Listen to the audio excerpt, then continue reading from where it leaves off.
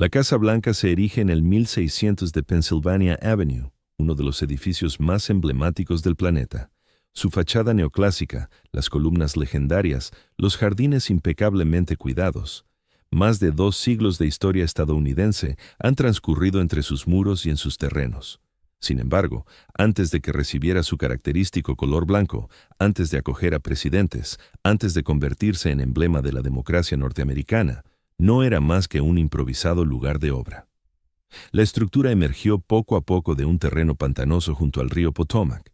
La tarea demandó varios años. La mano de obra provino de diversas procedencias, tanto libre como esclavizada. Esta es la narración de cómo se erigió la Casa Blanca, de los acuerdos políticos que fijaron su emplazamiento, del certamen arquitectónico que decidió su trazado, del arquitecto irlandés que esbozó los planos, de los artesanos y obreros, unos remunerados y otros en servidumbre, que transformaron esas ideas en piedra y madera, del incendio que casi la arrasa, de la restauración posterior que le dio la forma que conocemos en la actualidad. La trayectoria del edificio es compleja. Se levantó en una época en que la esclavitud era lícita en gran parte de Estados Unidos. Algunos de sus constructores estaban esclavizados. Esa circunstancia forma parte de la historia sin que deba obviarse ni exagerarse, sino reconocerse como un hecho histórico. La Casa Blanca cobró forma entre 1792 y 1800, con una reconstrucción significativa tras 1814. Comprender su origen y motivaciones exige conocer a la nación naciente que la encargó. Los pactos, las limitaciones, las aspiraciones, todo ello moldeó la construcción resultante. Si te apasiona la historia de la arquitectura y el modo en que surgió la morada de los personajes más ilustres de América, te invito a suscribirte.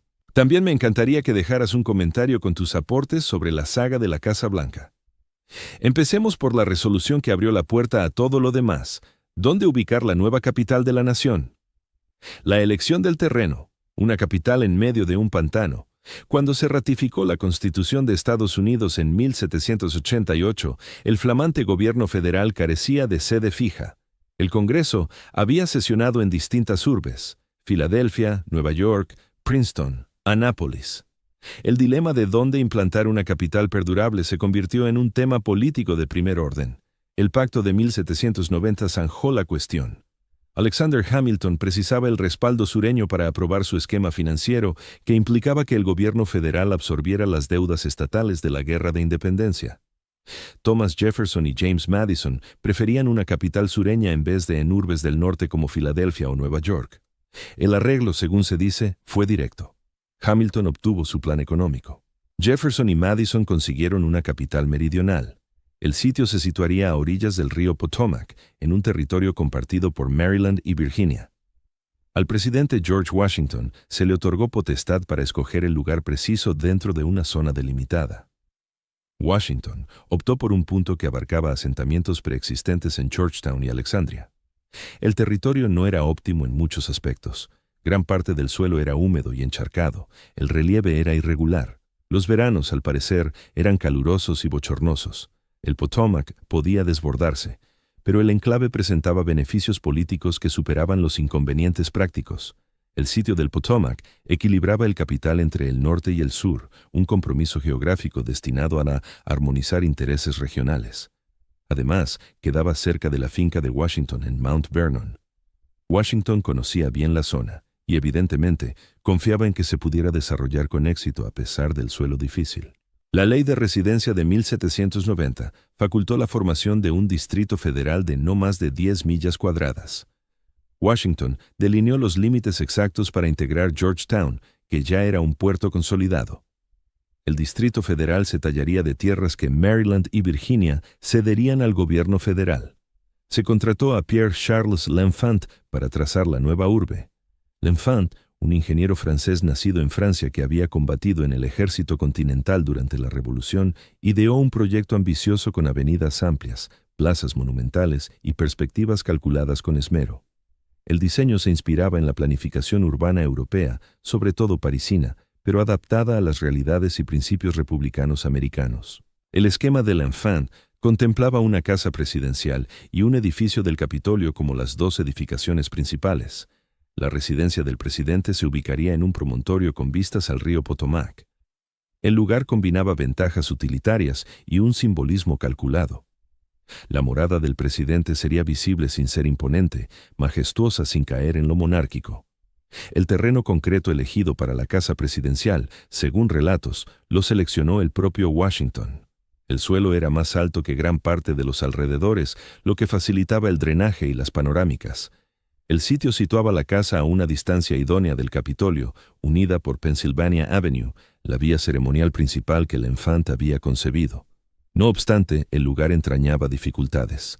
El terreno demandaba una preparación exhaustiva. Había que resolver el drenaje. En ciertas zonas, el relieve requería un nivelado meticuloso. Las zonas en cuestión, aunque situadas en una posición algo más alta que los alrededores, se encontraban en un territorio donde los veranos resultaban agobiantes y los inviernos podían ser severos. Erigir cualquier construcción de envergadura demandaba un gran despliegue de trabajo y medios. La elección de fundar la capital en un paraje prácticamente virgen, en lugar de en una urbe ya consolidada, ponía de manifiesto tanto un idealismo como una concesión práctica. La naciente nación aspiraba a una sede de gobierno libre de la influencia de poderes comerciales o sociales preexistentes. Una ciudad diseñada desde cero podía encarnar los principios republicanos en su trazado urbano y en sus edificaciones. Sin embargo, partir de la nada implicaba desarrollar toda la red de servicios básicos en un área casi desprovista de ellos. Carreteras, puentes, sistemas de abastecimiento de agua, todo debía levantarse de nuevo. Fue necesario atraer o desplazar mano de obra especializada. Los suministros debían obtenerse y transportarse hasta allí. Los obstáculos eran considerables y el incipiente gobierno federal contaba con presupuestos muy limitados. El plazo era exiguo. La administración estaba obligada a trasladarse a la nueva capital en 1800, lo que dejaba unos 10 años para planificar y erigir los edificios imprescindibles y las obras de infraestructura. Para un proyecto emblemático como la residencia del presidente, aquello suponía un calendario desmesuradamente ajustado. Washington era consciente de las dificultades, pero al parecer se mantuvo fiel a la ubicación en el PTOAC. Colaboró de cerca con los comisionados designados para supervisar el desarrollo del Distrito Federal. El terreno fue seleccionado. El plano general fue ratificado.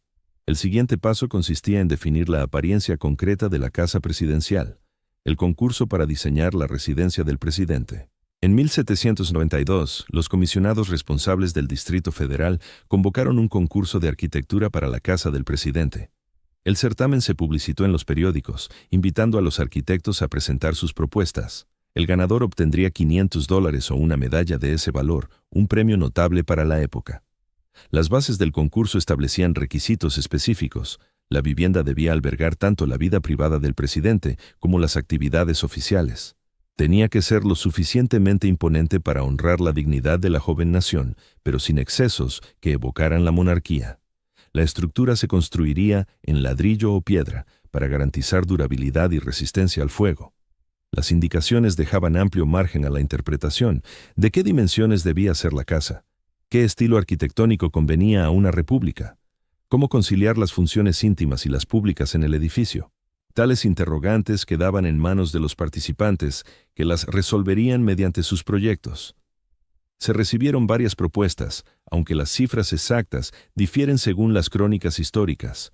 La mayoría de los envíos se han perdido o no han sido identificados. Lo que se sabe es que los diseños variaban enormemente en tamaño, estética y pretensiones. Unos eran bastante sencillos, mientras que otros planteaban construcciones palaciegas que resultaban inadecuadas para un régimen republicano. Thomas Jefferson presentó un proyecto de forma anónima. Jefferson, apasionado por la arquitectura y con ideas firmes sobre el mensaje que debían transmitir los edificios, se inspiró en modelos romanos clásicos, sobre todo en la Villa Rotonda de Palladio. Su esquema incluía una cúpula central y elementos neoclásicos moderados. El diseño de Jefferson priorizaba la sobriedad republicana por encima del esplendor. No obstante, su propuesta no fue elegida. Las causas no están del todo claras en los documentos históricos, pero quizás se juzgó demasiado modesta o demasiado dependiente de patrones europeos evidentes. Las inclinaciones arquitectónicas de Jefferson, aunque impactantes en el futuro, no se impusieron en el concurso para la casa del presidente. Otras propuestas incluían, al parecer, estructuras elaboradas con profusa decoración, comparables a palacios europeos.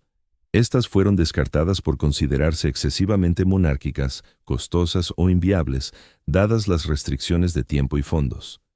El diseño victorioso perteneció a James Hoban, un arquitecto de origen irlandés establecido en Charleston, Carolina del Sur. La propuesta de Hoban parecía lograr el equilibrio que buscaban los comisionados. Era sólida sin resultar desproporcionada, se basaba en referencias clásicas, pero las adaptaba a la realidad americana. Permitía integrar la residencia privada y las labores públicas. El esquema de Hoban presentaba un plano rectangular con una sección central y dos alas laterales salientes. El estilo era georgiano, una variante neoclásica contenida, habitual en Gran Bretaña y en Estados Unidos. La fachada incorporaba ventanas uniformemente distribuidas, proporciones armónicas y una decoración sobria. El conjunto transmitía solemnidad y estabilidad sin alardes monárquicos. El proceso de selección contó con la participación de los comisionados y del presidente Washington. Las opiniones de Washington influyeron de manera decisiva en la elección final. Mostró un interés vivo en el progreso de la capital y en el diseño de la casa presidencial. Su respaldo al plan de Hoban fue clave para su aprobación. El concurso puso de relieve las controversias sobre la imagen que debía proyectar la presidencia. La residencia del presidente debía encarnar lo que representaba la nación. Si era demasiado modesta, podría restar dignidad al país. Si resultaba excesivamente lujosa, podría insinuar que el presidente se convertía en un monarca. El proyecto elegido buscó equilibrar estas inquietudes, dando lugar a una construcción impactante sin ser abrumadora, duradera sin resultar opresiva. El diseño triunfador de Hoban dirigiría las obras, aunque se aplicarían variaciones a lo largo del proceso. La estructura esencial, las dimensiones, el carácter general, todo provenía de la propuesta del concurso. Esa elección definió lo que se elevaría en el terreno listo junto al PTOAS. El certamen también fijó que la arquitectura pública estadounidense se inspiraría en gran medida en modelos europeos, adaptándolos a los ideales republicanos.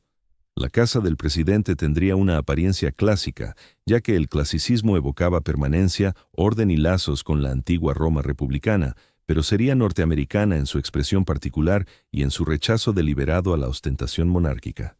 La visión del arquitecto irlandés James Hoban. James Hoban nació en Irlanda hacia 1758.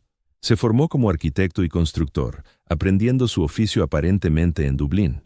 En el siglo XVIII, Irlanda contaba con una notable actividad arquitectónica, con edificaciones neoclásicas que surgían en Dublín y otras urbes. La preparación de Hoban le familiarizó con la arquitectura georgiana, el estilo clásico sobrio que prevalecía en la construcción británica e irlandesa de la época. Hoban emigró a Estados Unidos tras la Guerra de Independencia, instalándose primero en Filadelfia antes de trasladarse a Charleston, en Carolina del Sur. Charleston era un próspero puerto con un intenso movimiento constructivo. Allí, Hoban se consolidó, proyectando y erigiendo viviendas para clientes adinerados. Sus obras revelaban dominio del estilo georgiano adquirido en Irlanda. Cuando se convocó el concurso para la casa del presidente, Hoban supuestamente se hallaba en Filadelfia por asuntos profesionales. Se enteró del certamen y optó por participar. Su trayectoria y formación lo capacitaban plenamente.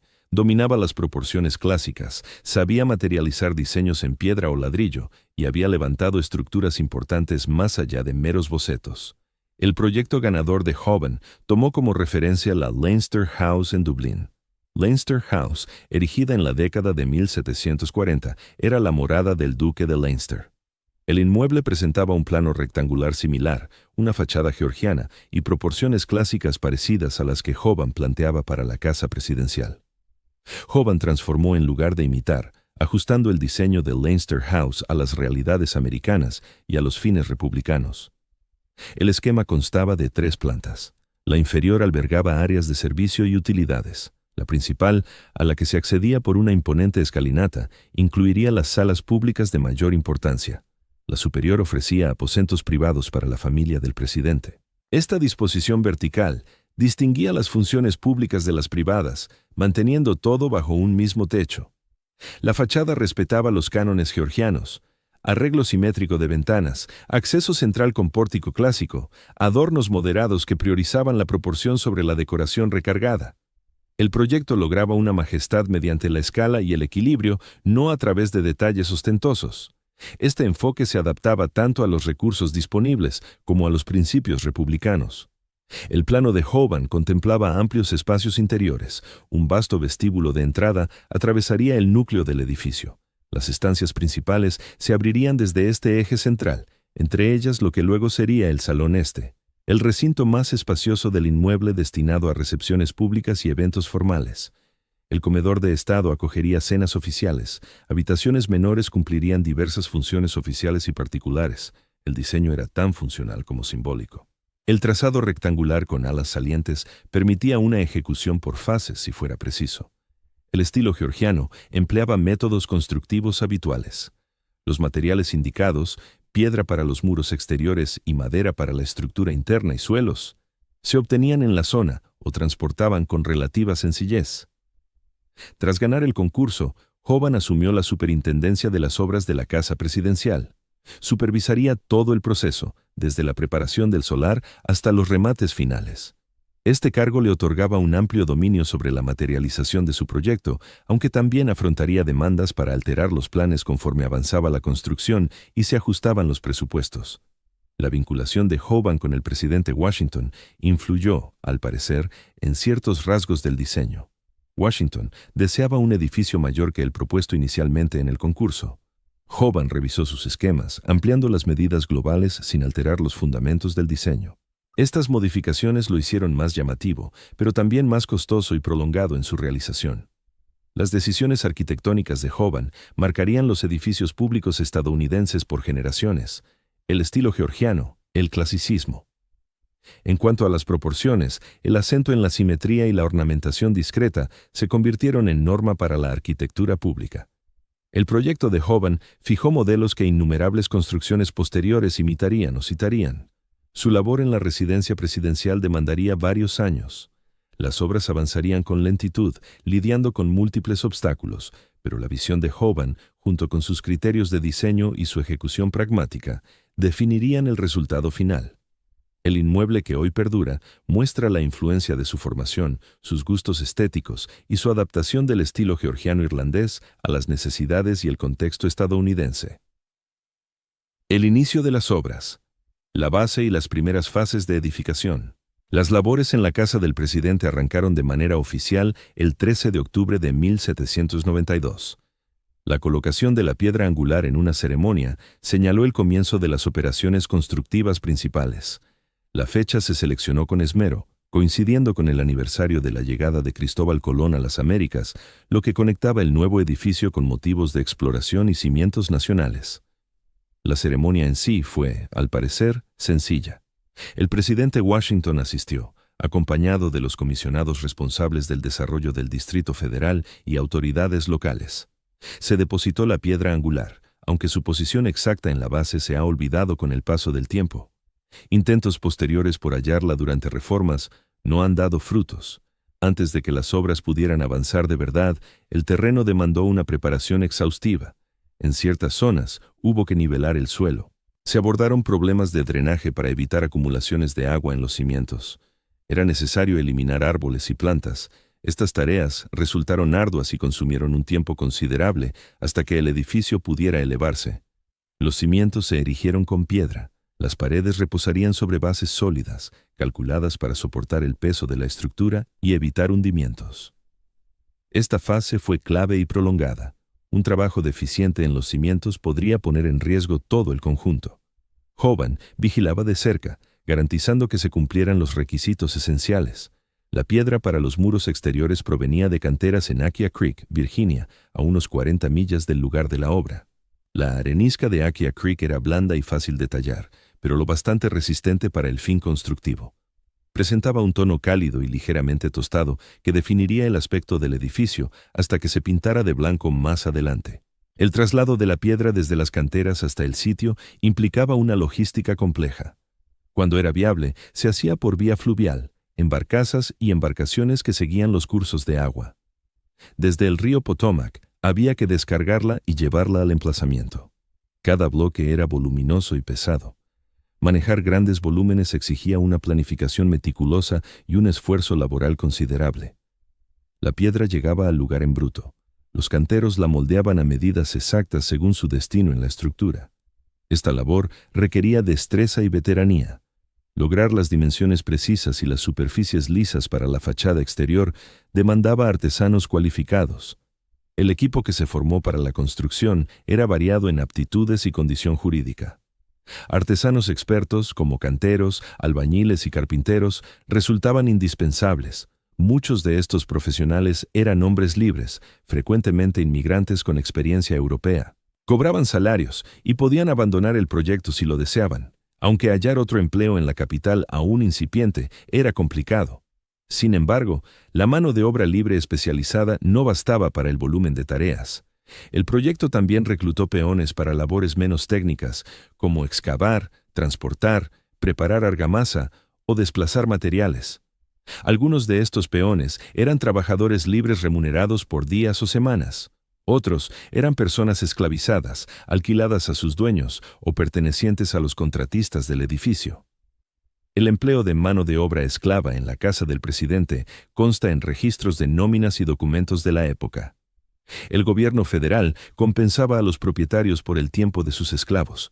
Esos pagos iban a los dueños, no a las personas esclavizadas que realizaban el esfuerzo. Esta práctica era habitual en la zona y la era, aunque hoy choca con nuestra percepción de cómo se levantó el edificio más emblemático de Estados Unidos. Las primeras etapas de construcción avanzaron con parsimonia.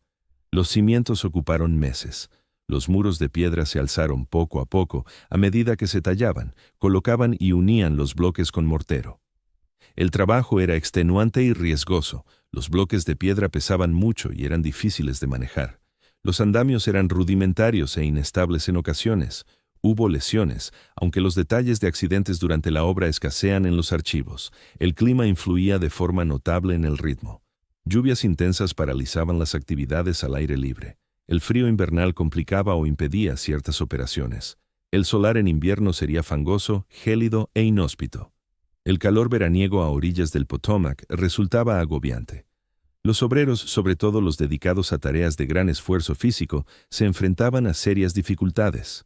A pesar de las inclemencias del tiempo en cualquier época del año, el avance se hacía notar, aunque de forma gradual. Hacia finales de 1793, los cimientos estaban en su mayoría terminados y las paredes empezaban a elevarse. En 1794, las murallas exteriores ya tomaban forma, pero la obra distaba mucho de concluirse. Quedaban aún varios años de labor antes de que el edificio fuera apto para habitar. La mano de obra. La edificación de la residencia presidencial demandó un numeroso equipo de trabajadores durante largos periodos. Para comprender quiénes erigieron el inmueble, hay que considerar tanto a los artesanos libres, que cobraban un salario, como a las personas esclavizadas, que laboraban por obligación. Los archivos históricos conservan datos sobre ambos colectivos, si bien la información resulta más detallada en el caso de los trabajadores asalariados que en el de los esclavos. Los artesanos cualificados constituían el núcleo del grupo constructor. Los canteros tallaban la arenisca de Aquia Creek en bloques exactos. Los albañiles colocaban las piedras, garantizando un alineamiento correcto y uniones firmes con el mortero. Los carpinteros delineaban los espacios interiores, instalaban suelos y armaban las cubiertas. Los yeseros remataban las paredes del interior. Cada oficio exigía años de preparación y práctica. Numerosos artesanos expertos eran inmigrantes, sobre todo procedentes de Gran Bretaña e Irlanda. Aportaban su formación europea a las empresas americanas. Estos operarios solían percibir sueldos fijos. Los libros de nóminas que han sobrevivido registran abonos a personas identificadas por periodos concretos de tarea. Tales documentos revelan que los especialistas cualificados ganaban mucho más que los jornaleros sin habilidades, lo que refleja su expertise y la importancia vital de su contribución. Algunos operarios expertos eran esclavos que habían adquirido oficios mediante aprendizajes o experiencia práctica. Carpinteros, albañiles y herreros esclavizados colaboraban en la residencia presidencial codo con los artesanos libres. La diferencia radicaba en su estatus jurídico, no tanto en el grado de destreza. Un carpintero esclavo podía ser tan hábil como uno libre, pero el esfuerzo del primero enriquecía a su propietario en vez de beneficiarle a él. El trabajo no especializado se precisaba en cantidades ingentes: excavaciones para cimientos, transporte de piedras, acarreo de materiales, amasado de mortero, remoción de escombros. Estas labores demandaban vigor y resistencia, pero no conocimientos técnicos. Gran parte de este esfuerzo bruto provenía de trabajadores esclavizados que el gobierno federal alquilaba a sus dueños. Los pactos de cesión eran simples. Los propietarios de esclavos firmaban acuerdos con los comisarios gubernamentales para suministrar mano de obra durante plazos determinados. El Estado abonaba a los dueños tarifas diarias o semanales. Los amos se encargaban de alimentar, alojar y vestir a sus esclavos.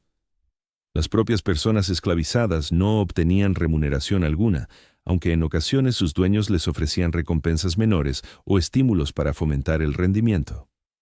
Los archivos de nóminas custodiados en los archivos nacionales atestiguan estos contratos de alquiler. Dichos registros detallan los pagos a los dueños de esclavos por su nombre, indicando el número de trabajadores proporcionados y los intervalos temporales. Lo que tales documentos rara vez incluyen son los nombres de las personas esclavizadas que realizaban las labores. En los papeles oficiales, los operarios aparecían fundamentalmente como entradas en los libros contables de pagos. Algunos nombres de esclavos han sido rescatados gracias a investigaciones históricas meticulosas. En ocasiones, los registros aluden a individuos por su nombre de pila al describir tareas específicas o sucesos. Mediante el cotejo de múltiples fuentes, los historiadores han logrado identificar a ciertas personas esclavizadas que participaron en la construcción de la residencia presidencial, aunque muchas siguen sin nombre en los anales históricos. Las condiciones laborales en el lugar de la obra eran exigentes para todos los jornaleros. La actividad era agotadora y frecuentemente riesgosa.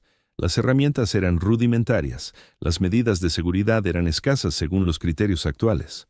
La exposición al clima era incesante. Los trabajadores libres podían, en teoría, abandonar el puesto si las circunstancias se volvían insoportables, aunque la necesidad económica a menudo les retenía. Los esclavos carecían de esa posibilidad. La división entre mano de obra libre y esclavizada generaba interacciones complejas en el enclave laboral. Artesanos asalariados y esclavos laboraban juntos en diversas faenas. Algunos operarios libres dirigían a los esclavos. Ciertos artesanos esclavizados operaban con autonomía notable. Sus competencias eran tan apreciadas que recibían una supervisión moderada. Las jerarquías sociales se entretejían en función de la habilidad y el estatus legal. El empleo de mano de obra esclavizada en obras federales era habitual en esa era y región. El Distrito Federal se extrajo de Maryland y Virginia, estados esclavistas ambos. La esclavitud era lícita y común en el territorio. Los comisarios gubernamentales que coordinaban la construcción actuaban dentro de los sistemas laborales a su alcance. Tales sistemas abarcaban la esclavitud. La percepción contemporánea de esta historia resulta intricada. La residencia presidencial, actual Casa Blanca, encarna un símbolo potente de la democracia y la libertad estadounidenses. El hecho de que personas esclavizadas contribuyeran a su alzamiento genera una tensión incómoda. El edificio evoca principios que su levantamiento desmentía. Esta contradicción representa un hecho histórico que no se debe pasar por alto, ni exagerado ni minimizado, sino aceptado como un aspecto de la intrincada evolución de los Estados Unidos. La mano de obra que erigió la residencia del presidente estaba formada por inmigrantes libres en busca de nuevas oportunidades, artesanos cualificados que ejercían sus oficios y personas esclavizadas obligadas a trabajar sin remuneración ni libertad de decisión. Todos ellos participaron en la elevación del edificio. Los obreros libres cobraban salarios y tenían la posibilidad de forjarse un futuro. Los esclavos, en cambio, no recibían nada y seguían encadenados. El esfuerzo de ambos grupos hizo realidad la construcción. Resumen: 2-2. Levantando los muros. Piedra, esfuerzo y avance. Música. Las paredes exteriores de la casa del presidente se alzaron de manera gradual entre 1793 y 1797. El procedimiento demandaba una meticulosa organización de la extracción en canteras, el traslado, el tallado de la piedra y la albañilería. Cada fase implicaba un ingente trabajo manual y planteaba obstáculos específicos. En las canteras de Aquia Creek, en Virginia, los operarios sacaban bloques de arenisca directamente del suelo. La extracción exigía un profundo conocimiento de la estructura rocosa y métodos adecuados para desprenderlos. Los trabajadores debían localizar las fisuras naturales en la piedra, posicionar cuñas con precisión y separar los bloques sin fracturarlos. Se trataba de una labor experta y de alto riesgo. Los bloques extraídos eran ásperos y de tamaño excesivo. El modelado inicial solía realizarse in situ para aligerar el peso antes del transporte. Los operarios eliminaban el material sobrante evidente, obteniendo piezas cercanas a las medidas finales, aunque aún precisaban un acabado definitivo. Esta labor preliminar facilitaba el manejo durante el acarreo. El traslado desde la cantera hasta el lugar de obra era un proceso en varias etapas. La piedra se movía preferentemente por vía fluvial, cargada en barcazas que navegaban por los cursos de agua hasta el río Potomac, y luego a muelles próximos al emplazamiento. El transporte acuático resultaba más eficaz que el terrestre para cargas pesadas. Cada barcaza podía soportar varios bloques, si bien la carga y descarga demandaban manipulación cuidadosa para evitar desperfectos. Desde los muelles del río, la piedra se desplazaba por tierra hasta el sitio de construcción. Esto requería carros y yuntas de caballos u bueyes. Las vías eran frecuentemente deficientes, sobre todo con lluvia. Arrastrar bloques voluminosos por caminos sin pavimentar era una tarea lenta y ardua. Cada pieza debía cargarse en los vehículos, fijarse, llevarse y descargarse en el terreno de obra. En el lugar de construcción, los picapedreros pulían los bloques a dimensiones exactas. Esta fase requería destreza y meticulosidad. Las piedras de la fachada precisaban superficies lisas y bordes precisos para encajar perfectamente. Las de interior podían ser menos impecables, pero aún así debían cumplir con los criterios estructurales.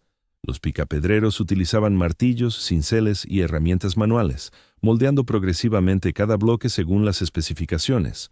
Los bloques terminados se elevaban luego a su posición. Para las hiladas inferiores de los muros, el izado era factible con equipos básicos y fuerza humana. A medida que las paredes ganaban altura, se precisaban andamios. Los obreros montaban estructuras de madera que permitían operar en altura y servían de base para izar las piedras. El mecanismo de elevación era rudimentario según los estándares actuales. Cuerdas, poleas y grúas de madera levantaban las cargas pesadas. Varios trabajadores sincronizaban esfuerzos para subir cada piedra, colocarla con exactitud y depositarla en su sitio. El procedimiento era pausado y demandaba vigilancia ininterrumpida. Un bloque caído o mal alineado podía estropear otras partes o herir a los operarios. Los albañiles colocaban los bloques ya posicionados, empleando argamasa para unirlos. La mezcla, elaborada con cal, arena y agua, tenía que prepararse y aplicarse correctamente.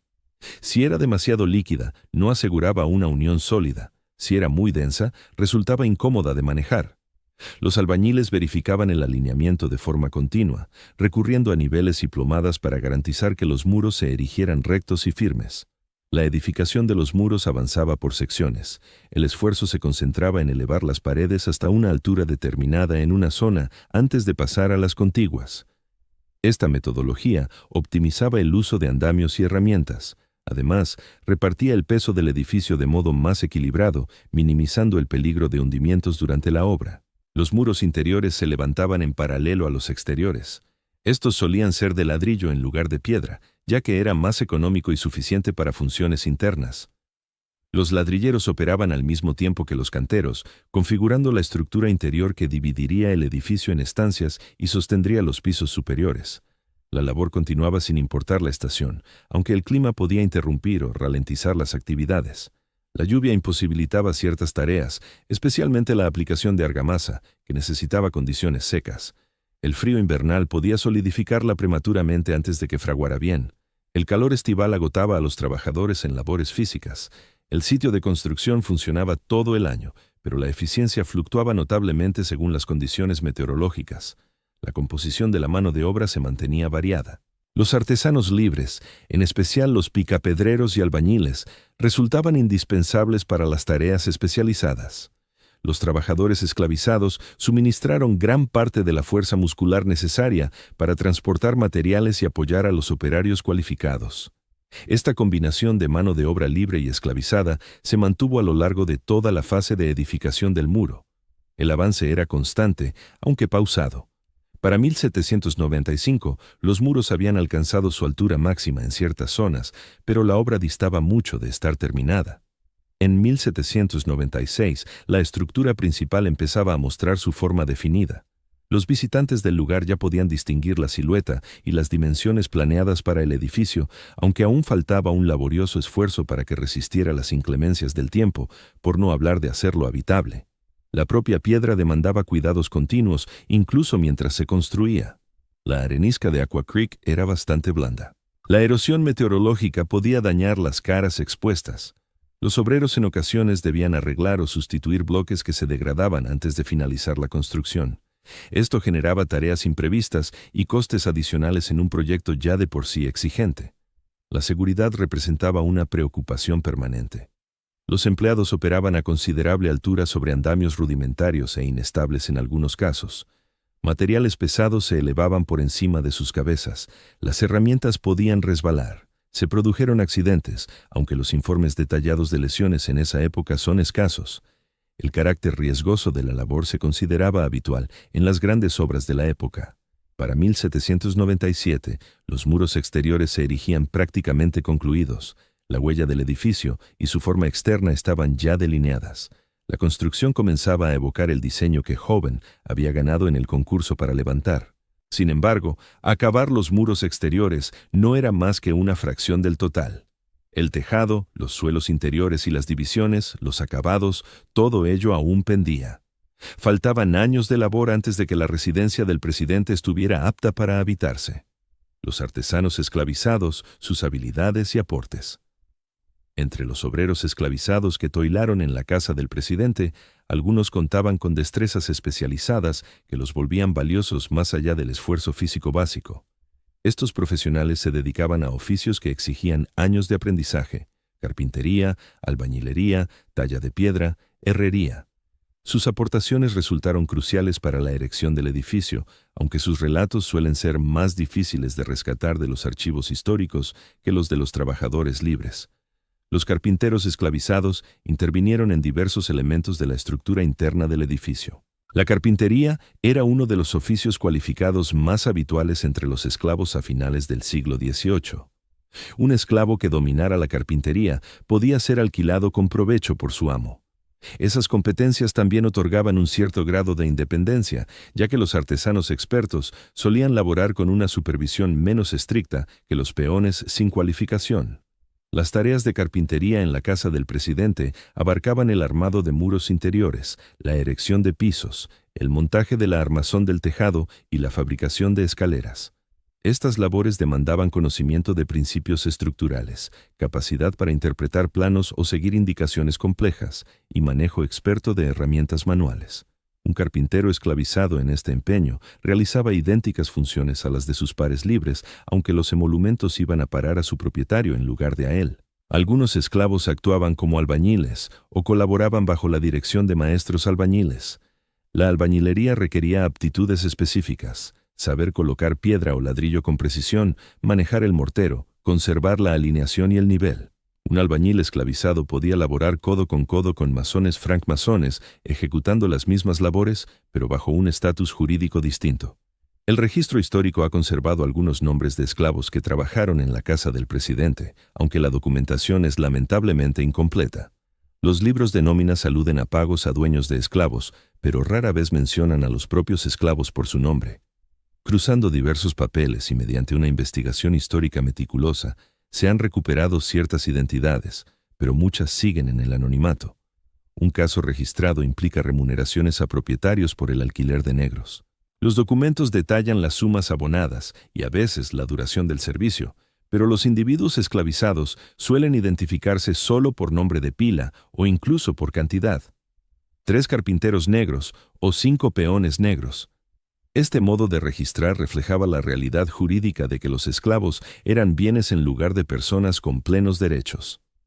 Las condiciones laborales de los artesanos esclavizados variaban un poco respecto a las de los peones esclavizados sin habilidades. Aunque ambos grupos permanecían en servidumbre, un artesano cualificado esclavizado podía disfrutar de un trato algo superior, porque sus talentos especializados lo tornaban más valioso para sus amos. Un trabajador cualificado herido o enfermo suponía una pérdida económica mayor que un peón sin destrezas. Esto incentivaba a los dueños a brindar cuidados adecuados, si bien las razones eran puramente económicas en vez de humanitarias. Algunos artesanos esclavizados operaban con una autonomía notable. Un carpintero o albañil experto en su arte podía recibir encargos y cumplirlos con escasa vigilancia. Esta independencia relativa era restringida y podía cancelarse en cualquier momento, pero constituía una modesta medida. La falta de control sobre el trabajo cotidiano que experimentaban los obreros no cualificados era algo que los artesanos libres no padecían. Las interacciones entre artesanos libres y esclavizados en el lugar de obra resultaban intrincadas. Realizaban tareas parecidas y debían sincronizar sus actividades. Un albañil libre y un albañil esclavizado que laboraban en el mismo tramo de muro tenían que dialogar y colaborar. Sin embargo, sus condiciones jurídicas generaban una desigualdad profunda que impregnaba cada contacto. Algunos artesanos libres contratados para el proyecto poseían esclavos a los que traían al sitio. Un carpintero libre podía laborar codo a codo con carpinteros esclavizados de su propiedad, todos aportando al mismo esfuerzo constructivo. Este esquema era habitual en esa época y zona, aunque complica el análisis de las dinámicas laborales. Las competencias que los artesanos esclavizados adquirían y perfeccionaban en obras como la casa del presidente resultaban preciadas, pero brindaban escasas oportunidades de emancipación. Un artesano esclavizado con gran destreza podría aspirar a comprar su libertad con el tiempo, aunque ello implicaba acumular fondos de mesadas reducidas o trabajos extras, una hazaña casi inalcanzable. La mayoría de los esclavos cualificados seguían encadenados a su condición, sin importar sus talentos. La formación que recibían los esclavos en oficios especializados a veces se organizaba mediante sistemas parecidos a aprendizajes, aunque con condiciones distintas a los de los aprendices libres. Un joven esclavizado podía ser destinado a estudiar carpintería o albañilería bajo la tutela de un obrero experimentado, ya fuera esclavo o libre. Este aprendizaje elevaba el valor del joven para su amo, pero no alteraba su estatus de esclavitud. La participación de los artesanos esclavizados en la casa del presidente fue significativa. Sus destrezas, su esfuerzo y su dominio de los oficios se integraron en la edificación. El trabajo en carpintería, en albañilería y en las diversas labores constructivas que llevaron a cabo fueron cruciales para finalizar el edificio. Sin su intervención, la obra habría demorado más y elevado sus gastos, suponiendo que se hubiera podido culminar dadas las limitaciones laborales de la época. En las últimas décadas, los intentos modernos por registrar y reconocer estas aportaciones han ganado impulso.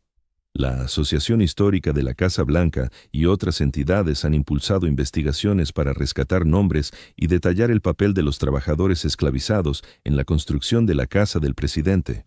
Este esfuerzo persiste y sigue desenterrando datos nuevos a medida que los historiadores revisan archivos y contrastan fuentes. Ahora, placas y recursos educativos en la Casa Blanca reconocen que los esclavos contribuyeron a erigir la estructura. Este homenaje, aunque no puede enmendar la injusticia pasada, ofrece un grado de validación de que esas personas existieron, realizaron labores indispensables y merecen figurar en la narrativa histórica del edificio. La experiencia de los artesanos esclavizados en la casa del presidente pone de manifiesto las paradojas arraigadas en los primeros años de Estados Unidos. El edificio estaba destinado a albergar al presidente de un país fundado en ideales de libertad e igualdad. No obstante, personas esclavizadas, privadas de libertad y consideradas inferiores por la ley, levantaron partes de esa misma casa. Esta contradicción no se limitaba a la casa del presidente, sino que definía gran parte del progreso americano en ese tiempo. En cuanto al diseño interior y la distribución, el plano de James Hoban para la casa del presidente generó un edificio con zonas públicas y privadas diferenciadas, distribuidas en 3 pisos principales. La configuración atendía tanto a requerimientos prácticos como a intenciones simbólicas. La casa debía facilitar la vida familiar del presidente al tiempo que funcionaba como escenario para recepciones oficiales y asuntos gubernamentales. El piso bajo, en parte subterráneo, albergaba áreas de servicio y utilitarias. Cocinas, despensas, zonas de trabajo para sirvientes y espacios mecánicos ocupaban este nivel. Tal disposición ocultaba las funciones de apoyo sin restarles accesibilidad. Los sirvientes podían desplazarse por el piso inferior y atender las estancias superiores, sin exponerse de manera ostensible en las áreas públicas. El piso principal, al que se accedía por escaleras exteriores y una gran escalera interior, incluía las salas públicas más destacadas. Este nivel se concibió para recepciones, actos oficiales y el manejo de negocios estatales. Las alturas de los techos superaban las de los demás pisos, lo que confería proporciones más grandiosas a los espacios formales. La sala este abarcaba una extensa superficie en el extremo oriental del edificio. Se diseñó como la estancia más amplia de la casa, pensada para recepciones, reuniones públicas y eventos masivos. Su amplitud permitía acoger a numerosos invitados. El espacio servía para usos variados, como recibir a visitantes, organizar acontecimientos o exponer objetos notables. Al lado de la sala este, Joven dispuso lo que después se conocería como la sala verde, la sala azul y la sala roja. Aunque esos nombres surgieron más tarde, estas salas de menor tamaño podían destinarse a encuentros más cercanos o como zonas previas para eventos mayores. Las salas se abrían en entre sí, de modo que se permitía un flujo entre los espacios durante las recepciones. El salón comedor oficial ocupaba un lugar en el extremo opuesto de la planta principal. Esta estancia se concibió para cenas formales. Sus medidas permitían instalar una mesa amplia, capaz de acomodar a un buen número de invitados en banquetes oficiales. La ubicación de la sala aislaba las funciones de comedor de las zonas de recepción, ofreciendo una separación acústica y práctica. Entre estas estancias principales, Jovan proyectó áreas más reducidas con usos diversos. Algunas actuaban como despachos o áreas de trabajo, otras funcionaban como salas de reuniones privadas o rincones de descanso. El diseño garantizaba versatilidad al tiempo que preservaba una clara división entre zonas más abiertas al público y otras más reservadas. La segunda planta se destinó sobre todo a los aposentos familiares privados. Dormitorios, salones familiares y espacios personales llenaban este nivel. La división entre la planta principal pública y la segunda privada resultaba clave tanto en lo práctico como en lo simbólico. La familia del presidente requería un ámbito alejado del acceso público incesante a las plantas inferiores. La distribución de la segunda planta combinaba tamaños variados de habitaciones, dormitorios amplios para el presidente y la primera dama, cuartos más modestos para hijos o visitantes y áreas comunes donde la familia pudiera reunirse en intimidad. Estas disposiciones podían adaptarse en cierta medida según las familias que ocuparan la residencia y sus requerimientos particulares, aunque la separación básica entre plantas públicas y privadas se mantuvo inalterable. La tercera planta, a modo de ático, ofrecía dormitorios extra y zonas de almacenaje. Estos espacios carecían del acabado refinado de las plantas bajas. Las habitaciones cumplieron funciones variadas a lo largo del tiempo. Dependencias para el servicio, depósitos e incluso, en ocasiones, aposentos para huéspedes. Los techos más bajos y los acabados sencillos los señalaban como áreas secundarias en comparación con las salas majestuosas de abajo. El diseño interior de Joven se inspiraba en los principios de la arquitectura georgiana. Se priorizaba la simetría, las proporciones clásicas y un ornamento contenido. La colocación de puertas y ventanas seguía patrones regulares. Las alturas de los techos, las dimensiones de las estancias y las relaciones espaciales reflejaban principios clásicos adaptados a las funciones concretas del edificio. El vestíbulo central atravesaba el núcleo de la construcción, facilitando la circulación y la organización. Este espacio actuaba como eje distribuidor, con puertas que daban a las salas principales a ambos lados. La anchura y la altura del vestíbulo lo convertían en un elemento impactante por sí solo. No era solo un mero corredor, sino un ámbito relevante que marcaba el carácter de las estancias públicas. Los detalles arquitectónicos interiores incorporaban elementos clásicos, columnas, yeserías, molduras decorativas y repisas talladas para las chimeneas. Estos aportaban atractivo visual y evocaban solidez y prestancia. El grado de ornamentación variaba según la relevancia de cada habitación. Las zonas más expuestas al público recibían los acabados más elaborados. La estructura interior del edificio empleaba armazones de madera habituales en la época. Las vigas de los suelos, las armaduras y la cubierta eran todas de madera. La tala provenía de bosques locales, cortada a medida y montada in situ. Esta estructura de madera acabaría siendo un punto débil en la guerra de 1814, cuando el edificio ardió. Sin embargo, en la fase de obra, representaba el método constructivo más eficiente. Las paredes interiores entre las salas principales eran robustas, brindando soporte estructural y aislamiento sonoro. Los muros entre las estancias nobles solían ser de ladrillo o yeso grueso sobre entarimado. Esta técnica ofrecía cierta atenuación de ruidos, esencial cuando varios actos o actividades pudieran solaparse en distintos espacios. Las chimeneas resultaban indispensables para la calefacción e integraban en la mayoría de las habitaciones. Los conductos ascendían por el edificio, sirviendo a las chimeneas de varias plantas. Cada sala principal contaba al menos con una, a menudo ubicada de forma destacada como rasgo tanto útil como ornamental. Los dinteles y los revestimientos se diseñaron como componentes arquitectónicos de peso. Las ventanas suministraban iluminación y aireación. El estilo georgiano prefería vanos espaciados de manera uniforme y ordenada. Las de la planta principal superaban en altura a las de los pisos superiores, resaltando el concepto de piano nobile, donde la planta noble goza de un trato arquitectónico especial.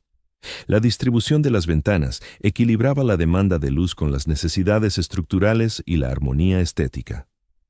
Los trabajos de acabado interior demandaron años para finalizarse. El enlucido, la carpintería y la pintura requerían artesanos expertos y un tiempo considerable. Aún tras declarar el edificio habitable, los retoques continuaron. La diferencia entre la culminación estructural y la estética plena fue notable, un hecho que impactó de lleno a los primeros inquilinos. John Adams se instala en una casa incompleta. En noviembre de 1800, el presidente John Adams se convirtió en el primer mandatario en habitar la casa del presidente. La construcción llevaba 8 años en marcha, pero los acabados pendientes eran amplios. Adams y su esposa Abigail se mudaron a lo estrictamente necesario. Era un auténtico lugar de obra en pleno ajetreo. Adams llegó a Washington a finales de octubre o principios de noviembre de 1800. El gobierno federal realizaba su traslado oficial desde Filadelfia hacia la nueva capital. El Congreso se reuniría en el edificio del Capitolio, que aún no estaba terminado. El presidente ocuparía la casa presidencial, también incompleta. El momento del cambio se dictaba por el calendario de las leyes de residencia, no por el estado real de las construcciones. El exterior de la casa del presidente estaba casi listo. Las paredes de piedra se erguían firmes, el techo ya estaba colocado, las ventanas y puertas se habían instalado. Desde fuera, el edificio aparentaba solidez y majestuosidad, la imponente obra que Hobourn había concebido. Sin embargo, esa terminación superficial ocultaba el caos interior en gran parte de las dependencias. Numerosos salones carecían de enlucido en las paredes. La sala este, el espacio más grandioso de la vivienda, se hallaba totalmente sin acabar. Sin enlucido, sin pintura, básicamente solo muros desnudos. Abigail Adams, de manera célebre, utilizó esa sala este para tender la ropa y que se secara, el único uso sensato que podía darse a ese vasto recinto inacabado durante aquel primer invierno. La escalera principal funcionaba lo justo para usarla, aunque sin barandillas acabadas ni ornamentos. Algunos dormitorios del piso superior eran habitables, si bien a duras penas. Otros espacios seguían siendo meros esqueletos sin terminar.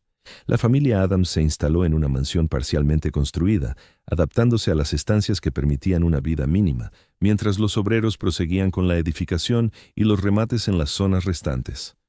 La calefacción representaba un grave inconveniente. La casa era gigantesca. Muchos hogares no operaban aún porque las chimeneas no estaban listas o presentaban fallos. Los pocos que funcionaban batallaban por calentar los amplios volúmenes. El invierno en Washington era gélido y húmedo. Se dice que la familia Adams halló la casa incómoda y ardua de mantener caldeada. Abigail Adams redactó misivas detallando el estado de la vivienda.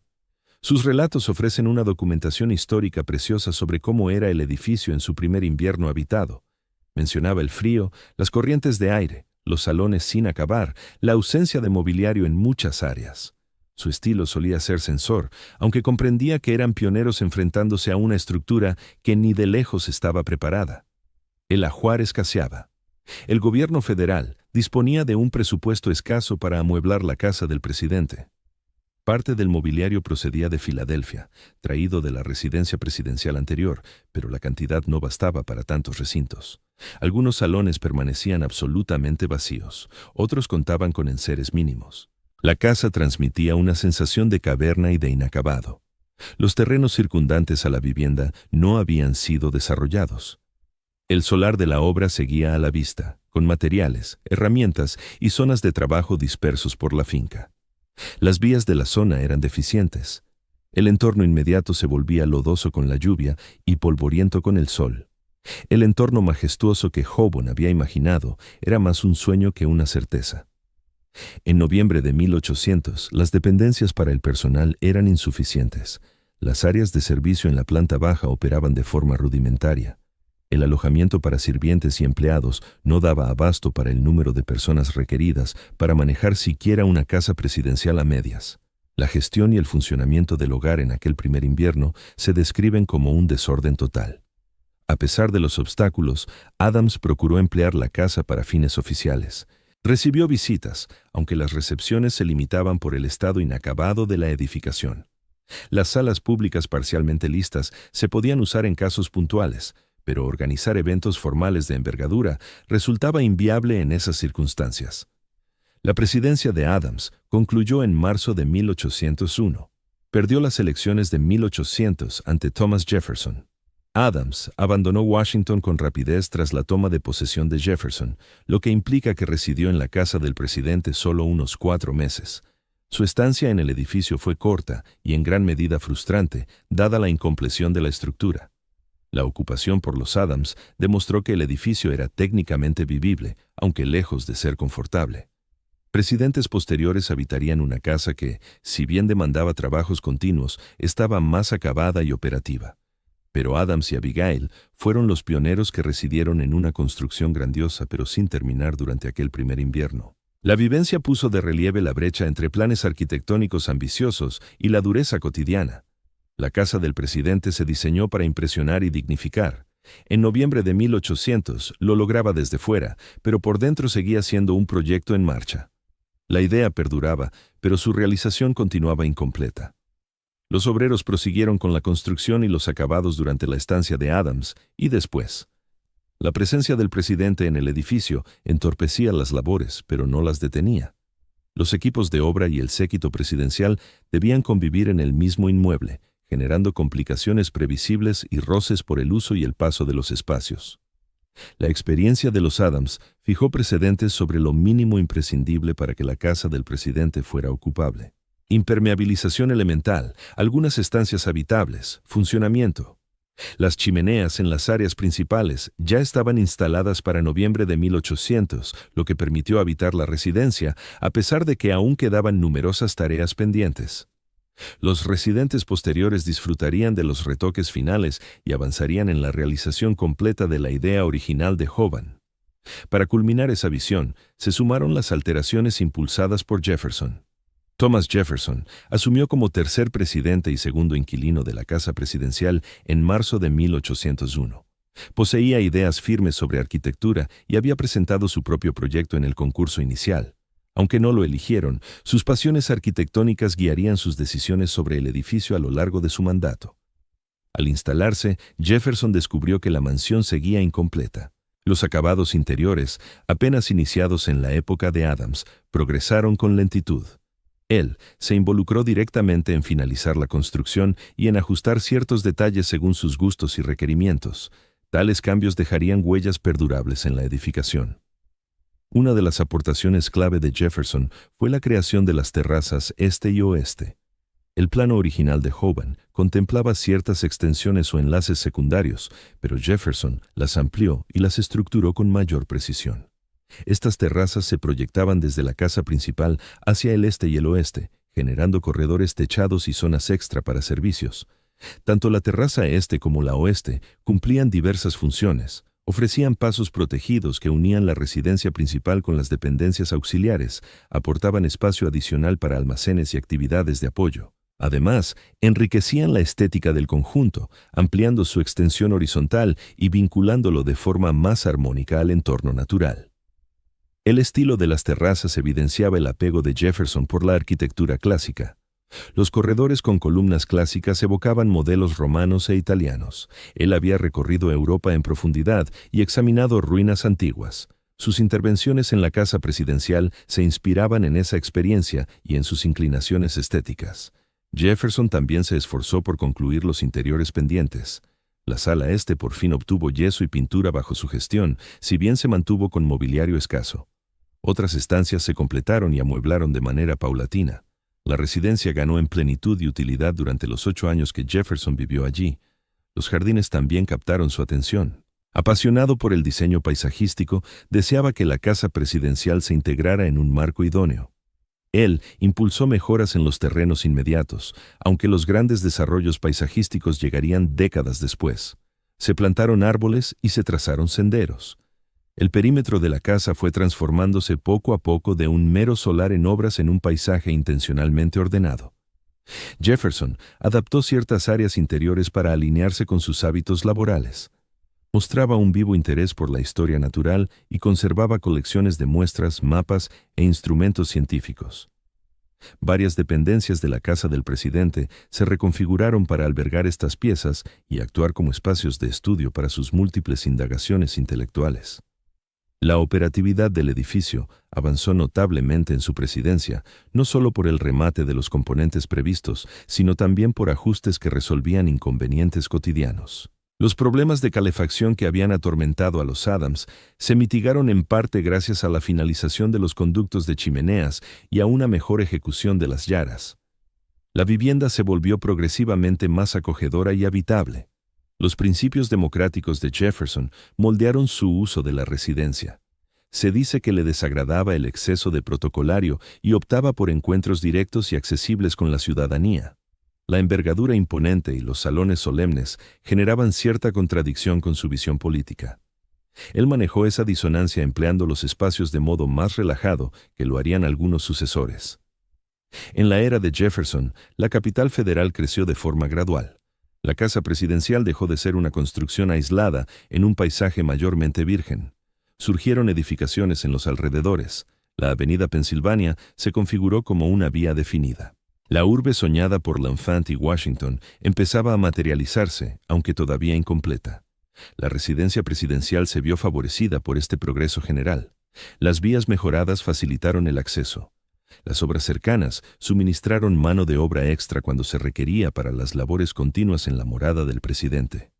El edificio comenzó a formar parte de un contexto urbano real en lugar de una soledad relativa.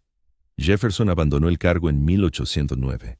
Para entonces, la casa presidencial estaba considerablemente más acabada que al inicio de la ocupación de Adams. Los interiores se habían completado, las terrazas incorporaban áreas útiles y atractivo arquitectónico. Los terrenos empezaban a exhibir un diseño deliberado en vez de uno casual. La obra concebida por Hoban se acercaba más a su concreción. Sin embargo, el período de Jefferson también reveló que la casa del presidente seguiría transformándose con el tiempo. Cada mandatario introduciría alteraciones motivadas por nuevas exigencias, preferencias y situaciones. El proyecto de Hoban establecía la base, pero el edificio jamás se quedaría inalterable como algo fijo e inmutable. En lugar de eso, se ajustaría de forma constante a las demandas de sus habitantes y del país que gobernaban. La reconstrucción tras el incendio. Sí, la guerra de 1812. Los británicos prenden fuego a la residencia presidencial.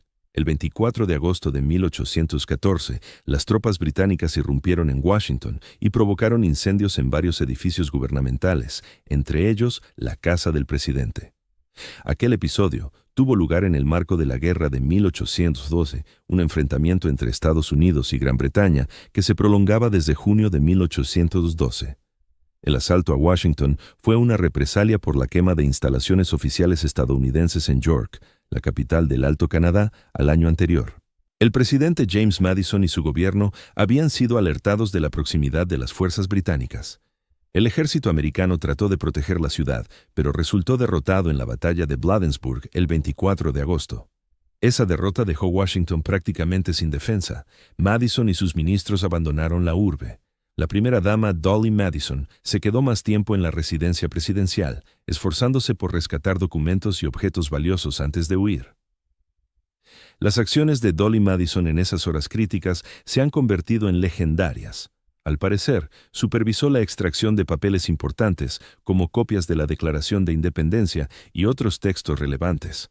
Además, mandó salvar el retrato a tamaño natural de George Washington, obra de Gilbert Stuart, que decoraba el comedor de Estado. La obra era demasiado voluminosa para sacarla con facilidad, por lo que, según se dice, rompieron el marco y extrajeron el lienzo. Lo que Dolly Madison logró preservar iba más allá de meros bienes materiales. Eran emblemas de la historia y la pervivencia de la nación incipiente. Su resolución para custodiarlos, incluso con las tropas británicas al acecho, reflejaba tanto valentía individual como conciencia de su valor simbólico. Ese retrato rescatado de Washington aún adorna la Casa Blanca en la actualidad. Una vez que Dolly Madison evacuó, las fuerzas británicas accedieron a la residencia presidencial. Relatos de la época indican que los soldados hallaron la mesa puesta para la cena, con comida y vino listos. Los oficiales británicos, al parecer, consumieron esa comida preparada antes de iniciar la demolición. Este detalle, sea del todo preciso o un tanto exagerado en versiones posteriores, contribuyó a la historia de la profanación del lugar. Los británicos provocaron incendios en diversas estancias del inmueble. Emplearon materiales inflamables para garantizar una combustión completa. La estructura interna de madera, los suelos y las vigas del tejado ardieron con gran virulencia.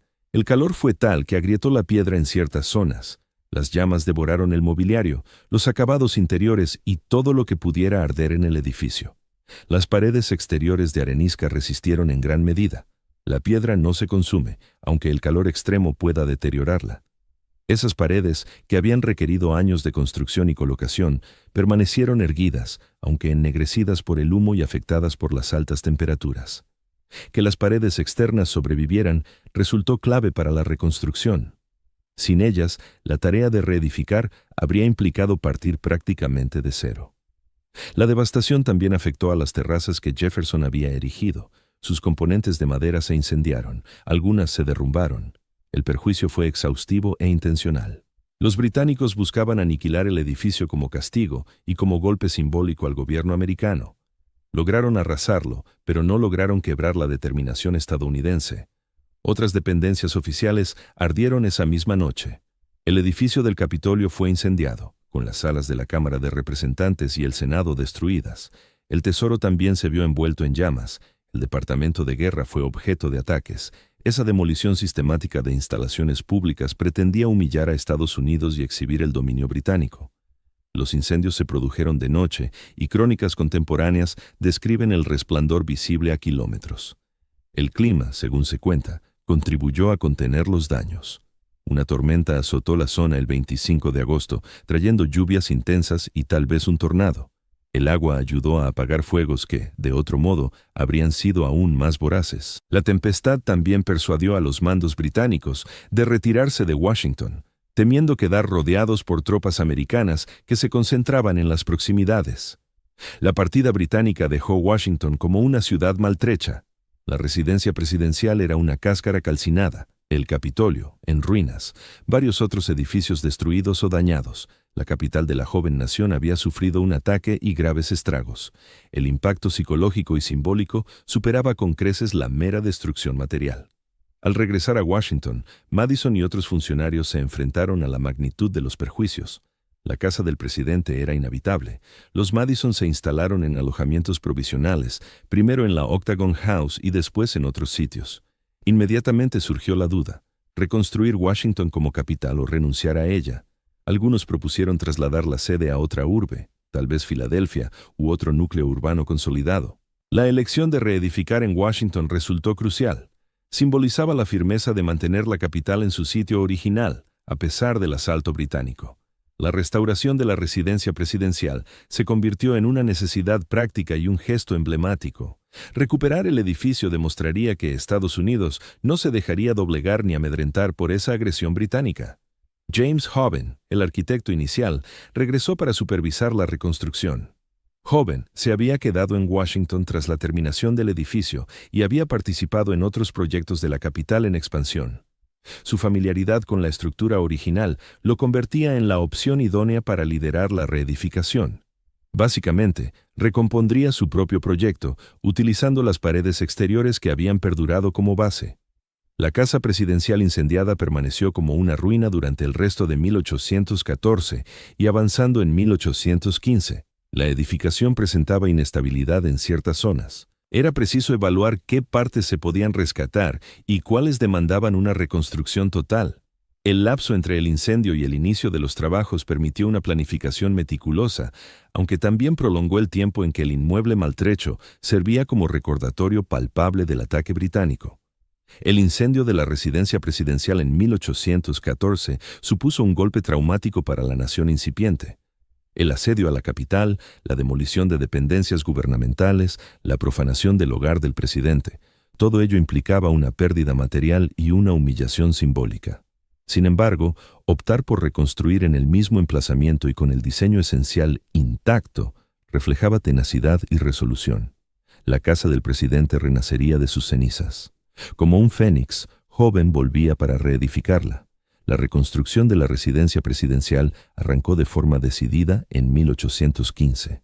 James Hoban se incorporó para guiar los esfuerzos, aprovechando las paredes exteriores conservadas y recomponiendo prácticamente todo lo demás. La obra demandaría unos 3 años hasta que la vivienda resultara habitable a finales de 1817. El primer paso consistió en inspeccionar los daños y decidir qué elementos eran aprovechables.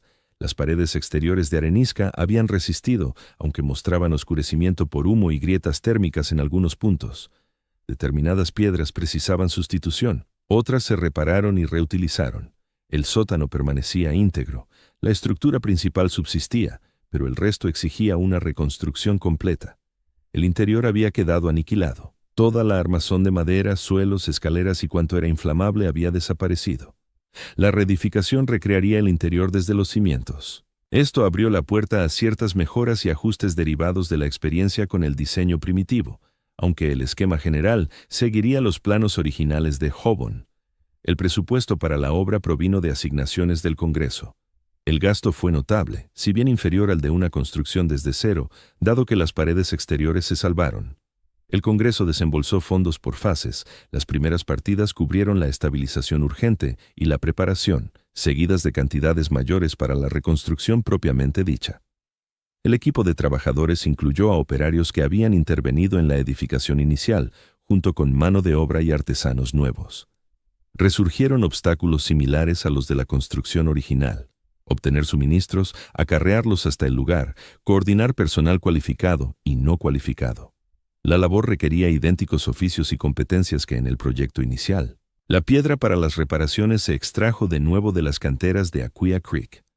Los bloques de sustitución debían coincidir en aspecto y características con la piedra existente.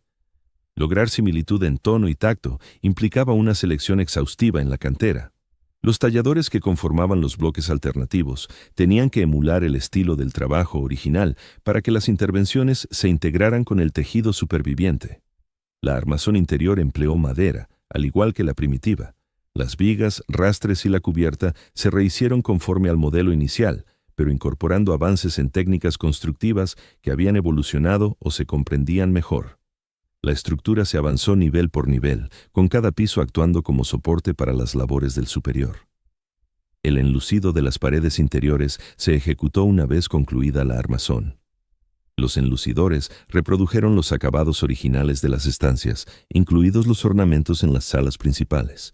Artesanos expertos se ocuparon de los techos elaborados y las molduras que conferían a las dependencias formales su esencia arquitectónica.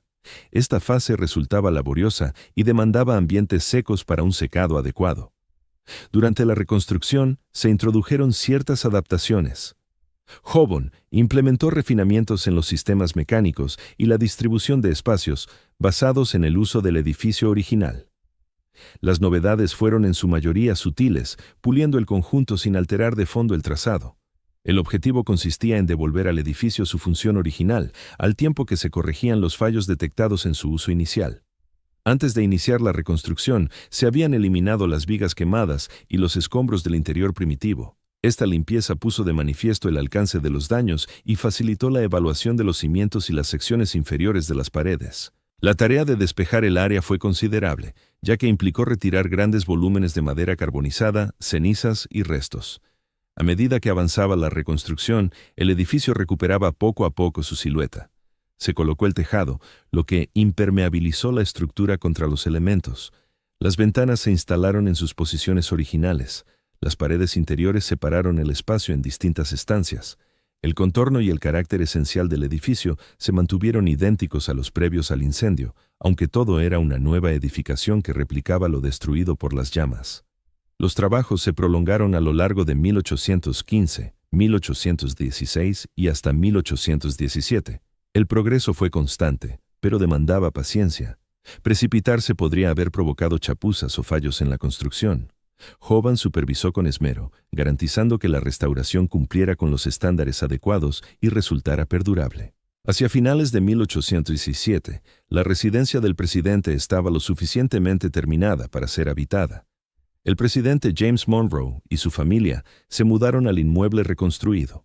La casa era operativa, si bien algunos retoques finales se extendieron hasta 1818 y más allá. El edificio se había restaurado en unos 3 años tras el incendio. Esta reconstrucción supuso un logro notable. Aquella estructura que había requerido 8 años para erigirse originalmente se rehizo en aproximadamente 3. La preservación de las paredes exteriores lo hizo viable, al ofrecer el esqueleto estructural para una rápida reestructuración interior. Sin esas paredes intactas, el plazo y el gasto habrían sido mucho mayores.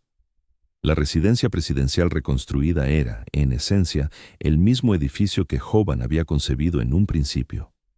La forma, las proporciones y la distribución de los espacios seguían el diseño inicial, pero también era una obra renovada. Con todos los componentes interiores recreados, el inmueble conservaba su esencia original mientras se reconstruía prácticamente desde el interior hacia afuera. El triunfo de esta restauración evidenció la resolución y la destreza de los estadounidenses. El asalto británico había herido, pero no aniquilado, la capital. La determinación por reconstruir la residencia del presidente y otros edificios gubernamentales demostraba que Washington seguiría siendo la sede del gobierno.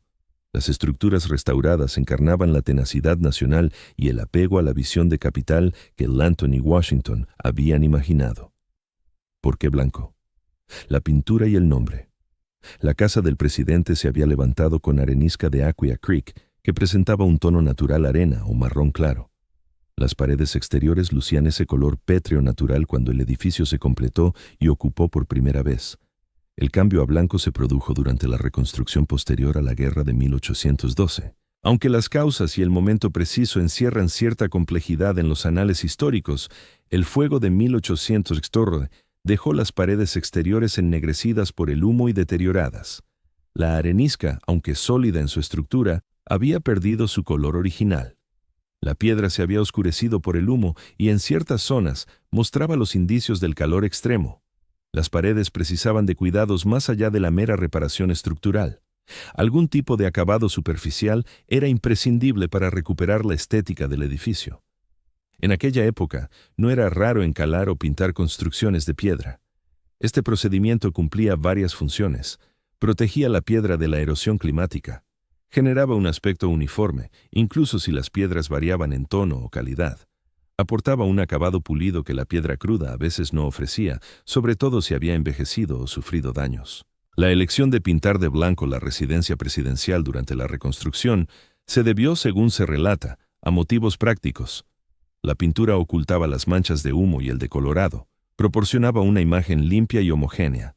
El blanco era un pigmento económico y fácil de conseguir. Además, el color tenía un valor simbólico, evocando frescura, pureza y renacimiento tras la devastación del incendio.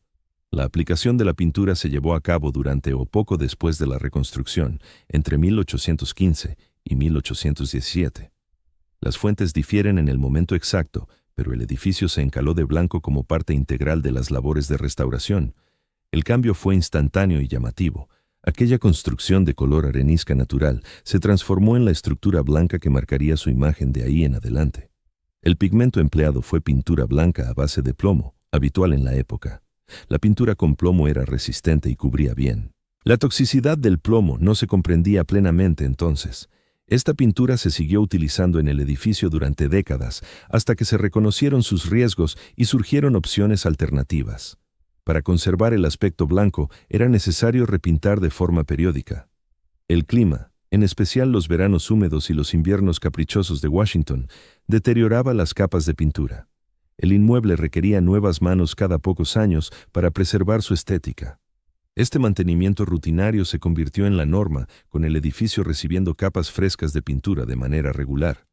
El N.A., la Casa Blanca, surgió de forma paulatina y no se consolidó como denominación oficial hasta transcurridos muchos años.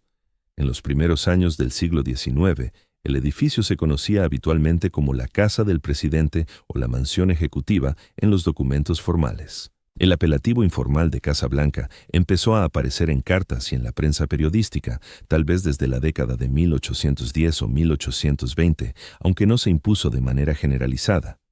Este sobrenombre era directo y descriptivo.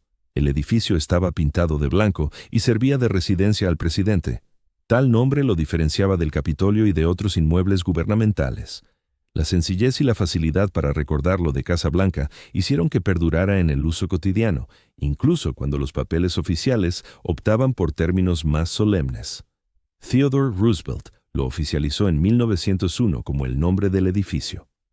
Hasta ese momento, diferentes denominaciones convivían tanto en contextos formales como populares.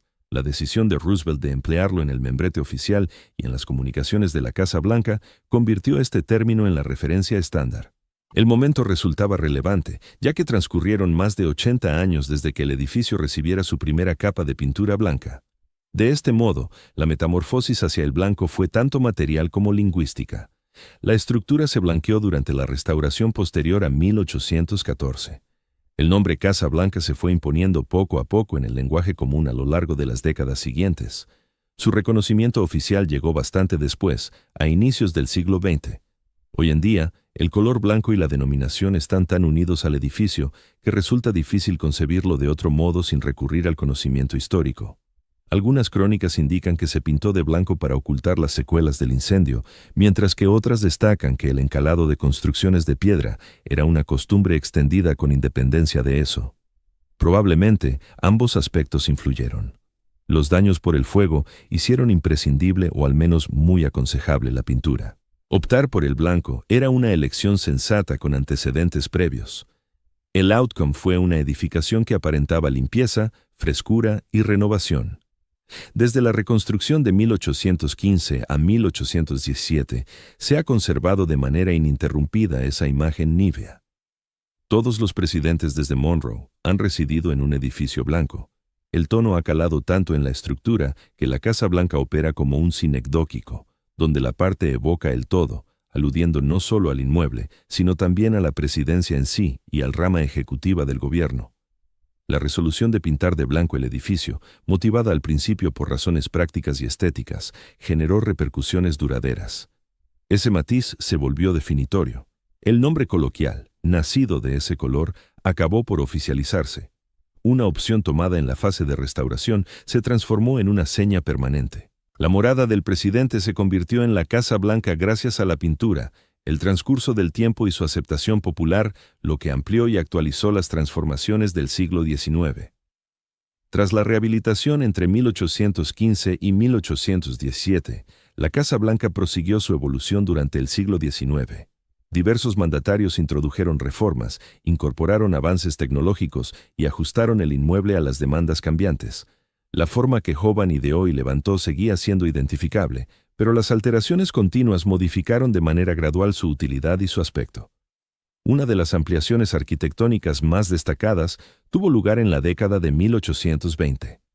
El pórtico norte, la entrada columnada que da a la avenida Pensilvania, se finalizó en 1829 bajo la presidencia de Andrew Jackson. Ese pórtico formaba parte del proyecto inicial de Hoban, pero no se había erigido ni en la construcción original ni en la reconstrucción inmediata. Su inclusión completó la fachada norte tal como se había concebido al principio. El pórtico sur, orientado hacia los jardines traseros, se añadió en 1824 durante el mandato de James Monroe. Al igual que el norte, este estaba previsto pero no realizado en la fase inicial. El pórtico semicircular con sus columnas generó una fachada sur singular y ofreció un espacio cubierto al aire libre conectado a las estancias principales.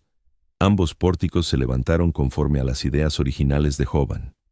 La integración de estos porches de estilo clásico-neoclásico realzó el aspecto visual del edificio y aportó ventajas prácticas. El pórtico norte generó una secuencia de acceso más grandiosa. El sur facilitó un paso protegido hacia los terrenos exteriores. Tales adiciones conferían al conjunto un carácter más inequívocamente clásico. A lo largo del siglo, se llevaron a cabo cambios internos con frecuencia. Los presidentes sucesivos renovaron salones, variaron el mobiliario, alteraron los usos de las dependencias y adaptaron los espacios a sus gustos y requisitos. La versatilidad de los interiores permitía tales ajustes sin necesidad de modificaciones estructurales profundas. Las salas podían reasignarse, redecorarse o reorganizarse según conviniera. Los progresos tecnológicos revolucionaron el funcionamiento del edificio. Se instalaron poco a poco agua corriente y fontanería mejorada, que sustituyeron o complementaron los sistemas primitivos originales. La llegada de la fontanería interior y de los aseos elevó los niveles de higiene y comodidad. Estos avances se implementaron de forma progresiva durante varias décadas, a medida que la técnica evolucionaba y se adaptaba al inmueble. La iluminación a gas se introdujo en la década de 1840, relevando a las velas y al aceite. Las lámparas funcionaban como las principales fuentes de iluminación. El sistema de gas demandaba una infraestructura extensa, con tuberías distribuidas por todo el edificio, aparatos en las habitaciones y enlaces al suministro de gas. Esta mejora ofrecía una luz superior y más estable, algo esencial para los actos vespertinos y los meses invernales, cuando la noche llegaba pronto. Con el tiempo, la iluminación de gas dio paso a la eléctrica. La Casa Blanca incorporó la electricidad en la década de 1890, bajo la presidencia de Benjamin Harrison. La colocación de cableado y luminarias se realizó de forma progresiva. Se dice que la familia mostró dudas iniciales respecto a la electricidad, con temor a manipular los interruptores. El paso del gas a la electricidad requirió varios años para completarse en todo el inmueble. Los sistemas de calefacción avanzaron a lo largo del siglo. La calefacción original mediante chimeneas se complementó y, en parte, se sustituyó por instalaciones de calefacción central. Estos avances tornaron el edificio más acogedor en las épocas frías, resolviendo una de las quejas principales de los primeros residentes. Los sistemas de calefacción implicaban maquinaria ubicada habitualmente en los sótanos y redes de distribución por el conjunto del edificio. Los jardines en torno a la Casa Blanca se transformaron notablemente durante el siglo XIX. Se planificaron y sembraron huertos. El entorno se moldeó en composiciones intencionales, en lugar de ser un mero espacio accesorio alrededor del edificio.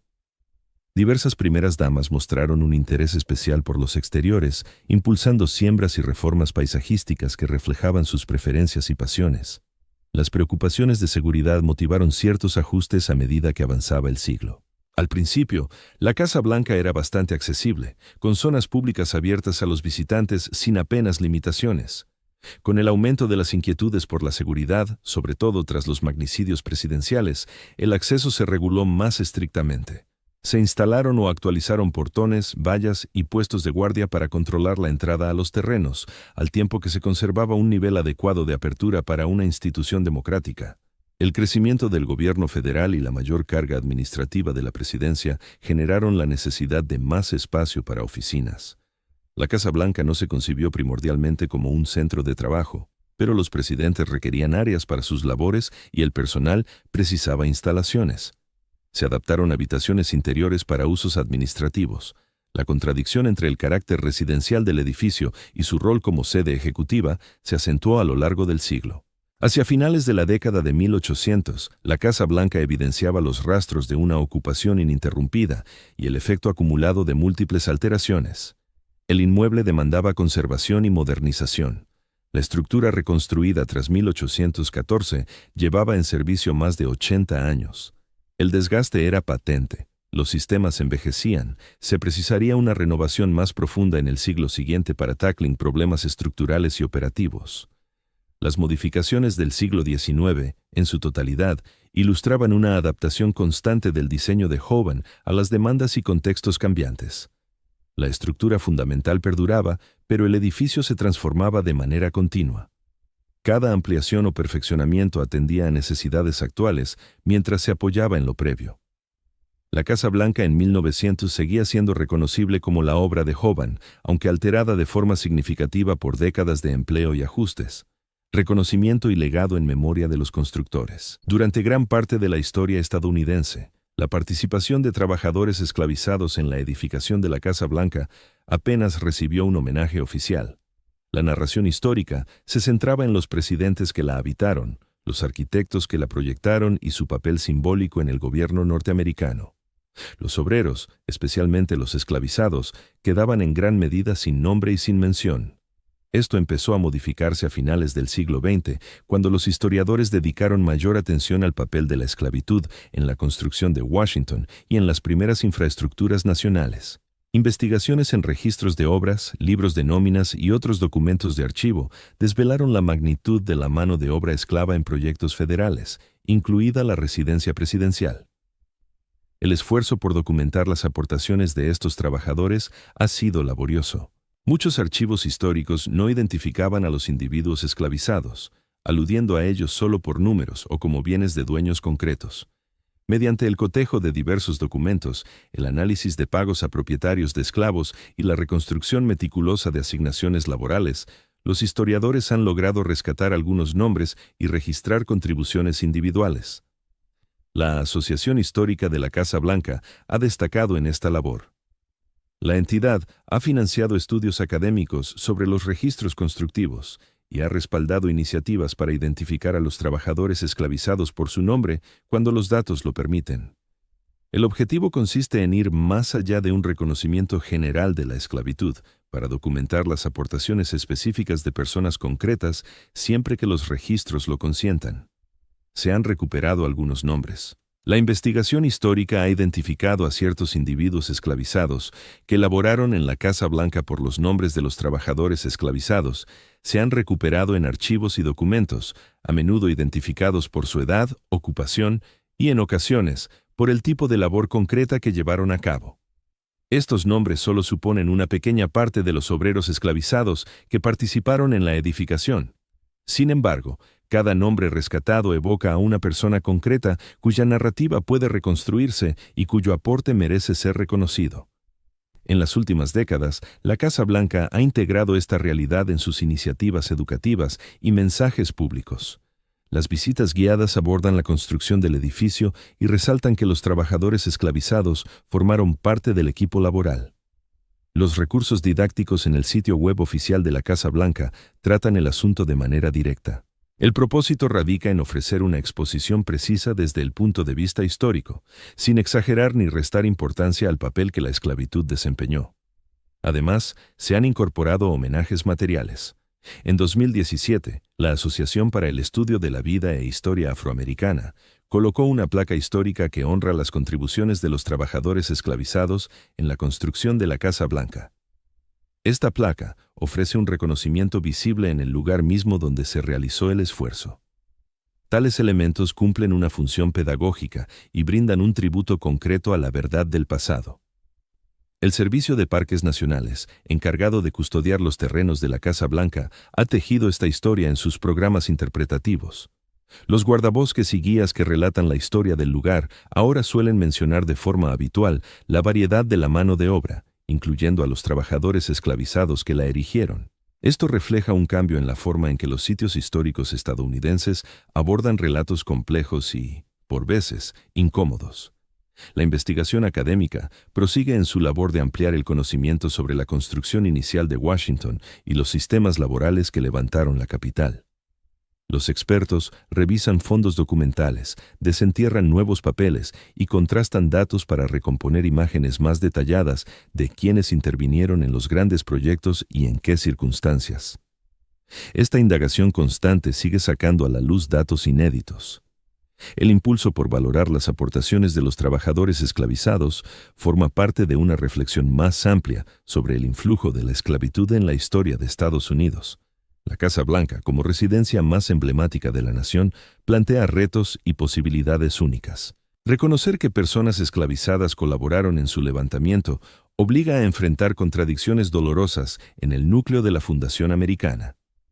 El edificio se diseñó para albergar a los presidentes de un país basado en la libertad e igualdad. No obstante, individuos esclavizados, privados de libertad y considerados bienes, ayudaron a levantarlo. Esta paradoja no es exclusiva de la Casa Blanca, sino que define gran parte del desarrollo inicial de Estados Unidos.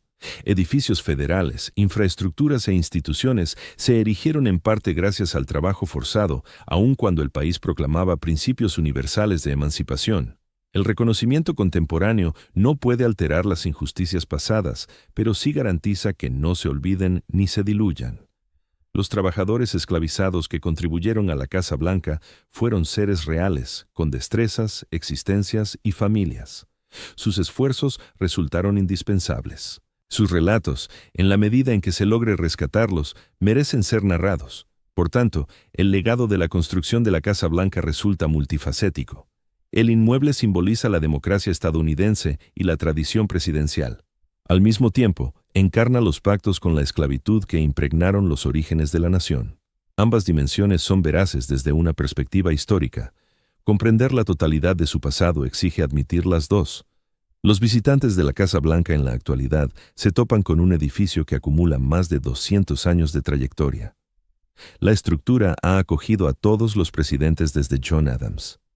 Ha sido escenario de resoluciones clave, sucesos memorables y las innumerables rutinas del gobierno americano, pero también actúa como recordatorio tangible de que los ideales fundacionales del país y sus realidades iniciales no siempre coincidieron. La investigación en curso sobre las contribuciones de los trabajadores esclavizados y el creciente reconocimiento público de esta faceta marcan avances hacia una comprensión histórica más íntegra. La narración de la Casa Blanca no se limita a presidentes y arquitectos, sino que abarca también a la mano de obra diversa, libre y esclavizada, cuyo sudor hizo viable el edificio. Relatar esa historia cabal promueve la exactitud histórica y rinde homenaje a todos los implicados. La Casa Blanca se erige hoy como uno de los inmuebles más icónicos del planeta. Su fachada neoclásica, las columnas blancas y los jardines impecablemente cuidados proyectan una imagen de solidez, herencia y gobierno democrático. Más de 200 años de evolución han moldeado tanto el edificio como su significado. Pero la historia de la Casa Blanca arranca no de mandatarios o actos solemnes, sino de la obra de construcción. El inmueble surgió de un terreno pantanoso a orillas del Potomac tras años de labor ardua. El periodo entre la colocación de la piedra angular y la primera ocupación se extendió durante 8 años. La tarea fue exigente, riesgosa y agotadora. El edificio que contemplamos ahora condensa miles de horas de dedicación humana. Esa dedicación procedió de orígenes variados. Artesanos libres aportaron conocimientos adquiridos en aprendizajes en América y Europa. Inmigrantes perseguían horizontes en la capital en expansión.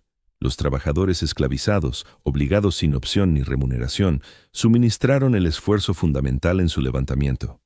Todos ellos participaron en la erección del edificio, independientemente de si lo hicieron por voluntad propia o en servidumbre. La obra perdura gracias a su dedicación, sin importar las circunstancias de su labor. El proyecto de James Hobbin estableció las bases, un diseño georgiano modificado para fines republicanos. Esta concepción equilibraba el esplendor con la sobriedad, resultando en una construcción lo suficientemente majestuosa para simbolizar una nación, pero sin llegar a evocar monarquía. Esa moderación fue intencionada y reflejaba las aspiraciones políticas de la naciente Estados Unidos. La resistencia del edificio ante el incendio de 1814 y su posterior restauración ilustraron su fortaleza. Optar por reconstruirlo en lugar de trasladar la capital tuvo un peso decisivo. La versión rehabilitada, ahora pintada de blanco, surgió de las ruinas para convertirse en el icono que conocemos en la actualidad. El fuego y la reedificación forman parte integrante de su pasado, al igual que la fase inicial de su creación. La Casa Blanca ha experimentado transformaciones constantes desde su finalización. Los pórticos incorporados le otorgaron un rasgo arquitectónico distintivo. Las innovaciones técnicas alteraron su operativa diaria. Las alteraciones internas ajustaron los espacios a demandas evolutivas.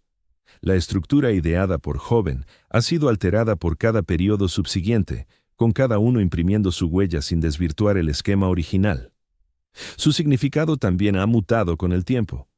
Al principio solo era la residencia del presidente, pero ahora es la Casa Blanca, un título oficial y reconocido globalmente. No solo aloja a los inquilinos presidenciales, sino que encarna el poder ejecutivo de América en general. La Casa Blanca proclama directrices, emite declaraciones y actúa como metáfora del propio cargo presidencial. Para captar la totalidad de su trayectoria, hay que reconocer sus matices y paradojas. Simboliza los principios democráticos, pero también se erigió en parte con mano de obra esclava, un detalle que enreda su representación. Ambas realidades son verídicas desde el punto de vista histórico. Ninguna debe priorizarse sobre la otra. Una narración íntegra asume esa complejidad. Los intentos actuales por resaltar las aportaciones de los trabajadores esclavizados constituyen un avance historiográfico clave. Las investigaciones prosiguen, rescatando identidades y registrando labores individuales. Este empeño promueve la precisión y rinde tributo a quienes, pese a su rol crucial, permanecieron olvidados durante tanto tiempo. La historia de la Casa Blanca abarca a todos los que la levantaron, libres o encadenados. Para los visitantes de hoy, sirve como museo, emblema y morada operativa. Al mismo tiempo, las visitas permiten el acceso público a salones donde se forjó la historia. Funciona ininterrumpidamente como hogar y oficina del presidente. Estos roles coexisten, a veces en conflicto, mientras el edificio cumple diversas funciones. La Casa Blanca proseguirá su metamorfosis. Sus futuros moradores introducirán cambios. El progreso tecnológico demandará instalaciones y funciones novedosas, se adaptará conservando sus raíces. Esta permanencia en medio del flujo de transformaciones ha definido la construcción desde su término y probablemente se mantendrá por tiempo indefinido. Su herencia más valiosa podría radicar en probar que los grandes monumentos públicos pueden perdurar siglos enteros siendo útiles y pertinentes. La edificación erigida entre 1792 y 1800 aún cumple su misión primordial 2 siglos después. Esa durabilidad es extraordinaria y atestigua la excelencia del diseño de Hoban y la destreza de sus constructores. Conecta el presente con el ayer de forma palpable. Los muros de piedra que perduran incluyen bloques extraídos y labrados en los años 90 del siglo XVIII.